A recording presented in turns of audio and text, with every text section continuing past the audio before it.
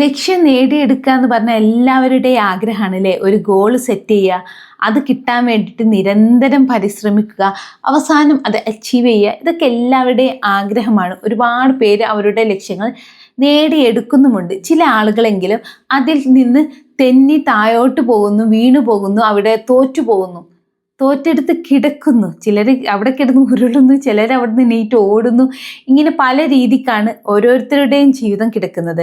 അപ്പം നിങ്ങൾക്ക് എല്ലാവർക്കും നിങ്ങളുടെ ലക്ഷ്യം നേടിയെടുക്കാൻ സഹായകരമാവണം എന്ന ആഗ്രഹത്തോട് കൂടിയിട്ടാണ് ഞാൻ ഈ ഒരു വീഡിയോ ചെയ്തിട്ടുള്ളത്.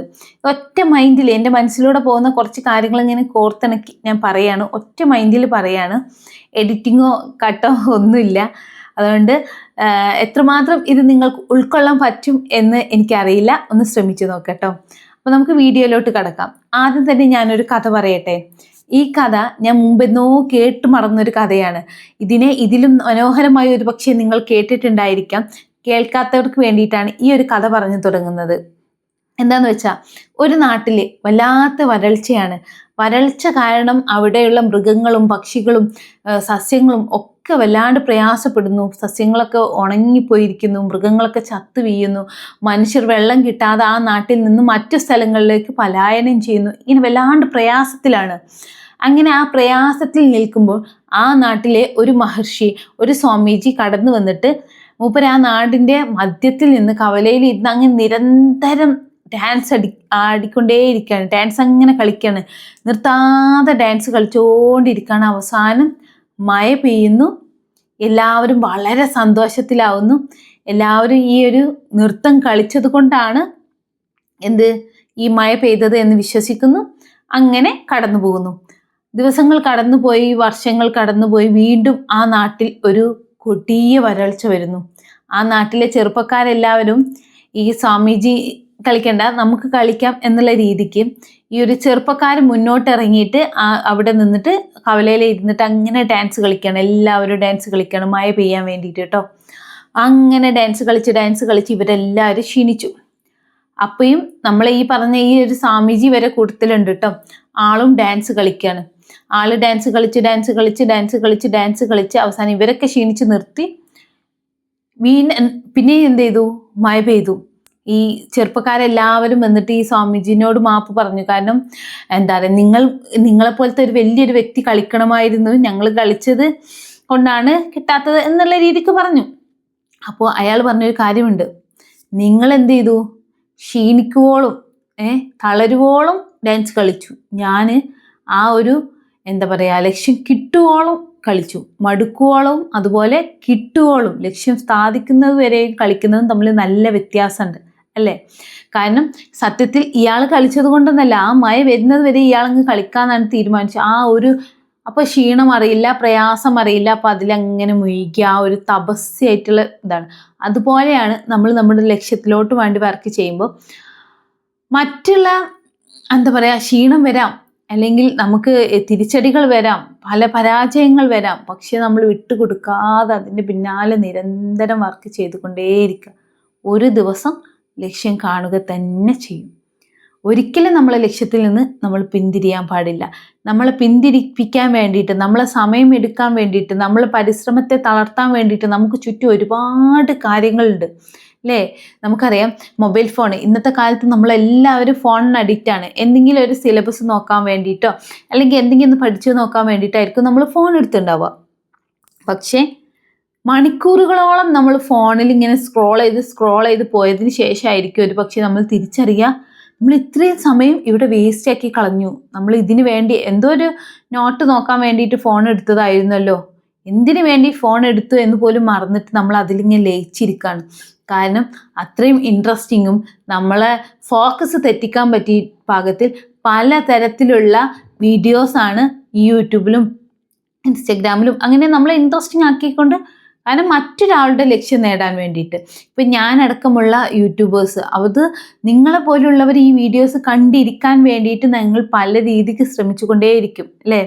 അപ്പോഴും നിങ്ങൾ ശ്രദ്ധിക്കേണ്ടത് നിങ്ങളുടെ ഫോക്കസ് പോയോ എന്ന് നോക്കണം. ഫോൺ ഉപയോഗിക്കരുത് എന്നോ അല്ലെങ്കിൽ യൂട്യൂബ് കാണരുത് എന്നോ ഇൻസ്റ്റഗ്രാം യൂസ് ചെയ്യരുത് എന്നൊന്നുമല്ല പറയുന്നത്. നിങ്ങളുടെ ലക്ഷ്യം എന്താണോ അതിലോട്ടുള്ള കാര്യങ്ങൾ നോക്കുക. അല്ലാതെ ഫുൾ ടൈം ഈ ഫോണിലും ഇതിൽ ഇരുന്ന് വിചാരിച്ച് നമുക്ക് പ്രത്യേകിച്ചൊന്നും കിട്ടാനില്ല. അതുപോലെ ഇന്നത്തെ തലമുറയ്ക്ക് ഫോക്കസ് നഷ്ടപ്പെട്ടു എന്ന് പറഞ്ഞാൽ ശരിയാണ്, വളരെ ശരിയാണ് അല്ലേ.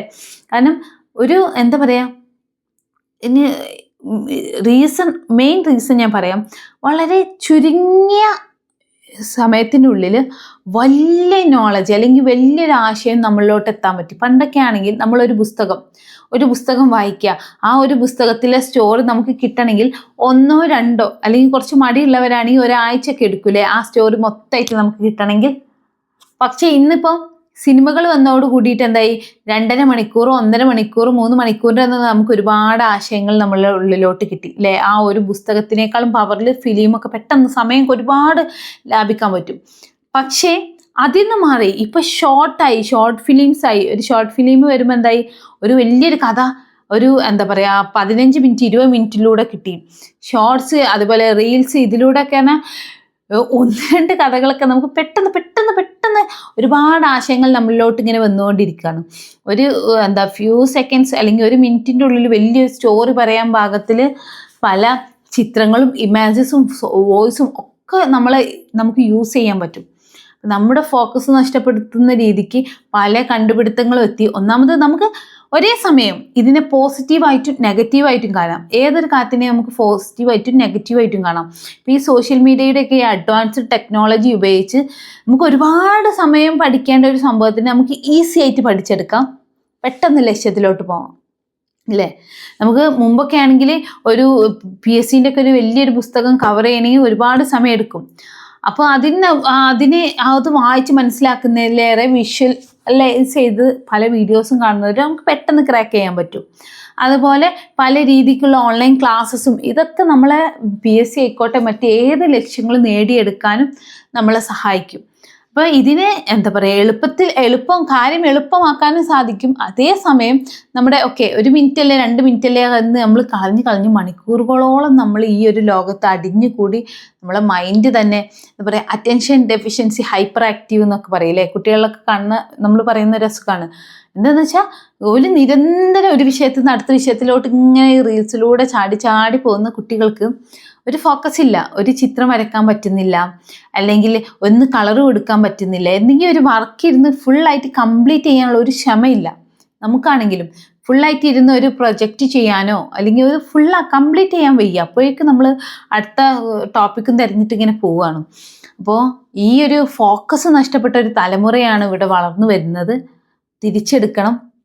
ആവശ്യങ്ങൾക്ക് വേണ്ടിയിട്ട്, എന്തിനു വേണ്ടിയിട്ടാണ് നമ്മൾ മൊബൈൽ ഫോൺ ഉപയോഗിക്കുന്നത്, എന്തിനു വേണ്ടിയിട്ടാണ് നമ്മൾ സോഷ്യൽ മീഡിയ ഉപയോഗിക്കുന്നത് എന്നൊക്കെ കൃത്യമായ ബോധത്തോട് കൂടിയിട്ട് മുന്നോട്ട് പോകാൻ ഓരോരുത്തർക്കും പറ്റട്ടെ. കുട്ടികളുടെ മൊബൈൽ ഫോൺ അഡിക്ഷൻ അത് പല രീതിക്കും, വീട്ടിൽ പല ഗെയിംസ് സെറ്റ് ചെയ്യാം, പല കോമ്പറ്റീഷൻസ് ഒക്കെ സെറ്റ് ചെയ്തിട്ടൊക്കെ ആയിട്ട് നമ്മളെ മക്കളെ നമ്മൾ തിരിച്ചു പിടിക്കാൻ നോക്കാം. നമ്മൾ എപ്പോഴും പറയും, ഈ ഒരു തലമുറയിലുള്ള കുട്ടികൾ ഒരുപാട് ടാലൻ്റുള്ള കുട്ടികളാണ്. നമ്മളൊക്കെ അപേക്ഷിച്ച് 90s അതേപോലെ 80s അപേക്ഷിച്ച് നോക്കുമ്പോൾ ഇപ്പോഴത്തെ കുട്ടികൾക്ക് ഒരുപാട് നമ്മളെക്കാളും വിശാലമായ ഒരു നോളജിൻ്റെ ഒരു വിശാലമായ ലോകമുണ്ട്. നമ്മളെക്കാൾ കൂടുതൽ കാര്യങ്ങൾ അവർക്കറിയാം. പക്ഷേ എങ്കിലും ആ ഒരു ഫോക്കസ് നഷ്ടപ്പെട്ട ഒരു തലമുറ ആയിക്കൊണ്ട് ഇവർ മാറുന്നുണ്ട്. സോ അവരെ തിരിച്ചു പിടിക്കാനും അതുപോലെ നമുക്കും നമ്മളെ തന്നെ തിരിച്ചു പിടിക്കാൻ പറ്റട്ടെ. ഓരോരുത്തർക്കും അവരുടെ ലക്ഷ്യങ്ങൾ നേടിയെടുക്കാൻ പറ്റട്ടെ. എല്ലാവർക്കും ഫോക്കസ് തിരിച്ചു കിട്ടട്ടെ. ഫോക്കസ് ഇല്ലെങ്കിൽ പിന്നെ ഒക്കെ കയ്യിൽ നിന്ന് പോലെ നമ്മൾ ചില നേരത്തെ തകർന്നിരിക്കും. അപ്പം നമ്മളെ ഫോക്കസൊക്കെ നഷ്ടപ്പെടും, എല്ലാം പോയി, എല്ലാം തകർന്നു. കുറച്ച് നേരം റിലാക്സ് ആയി ഇരിക്കുക, കുറച്ച് നേരം കരയാൻ പറ്റുമെങ്കിൽ കരയുക, റൂമിൽ അടച്ചിരിക്കാൻ പറ്റുകയാണെങ്കിൽ ഇരിക്കുക. എന്നിട്ട് വീണ്ടും ഫോക്കസ് നേടി വീണ്ടും തിരിച്ച് എഴുന്നേറ്റ് വരിക. എല്ലാവർക്കും ലക്ഷ്യങ്ങൾ നേടാൻ പറ്റട്ടെ. Thank you for watching this video. Please subscribe and support me.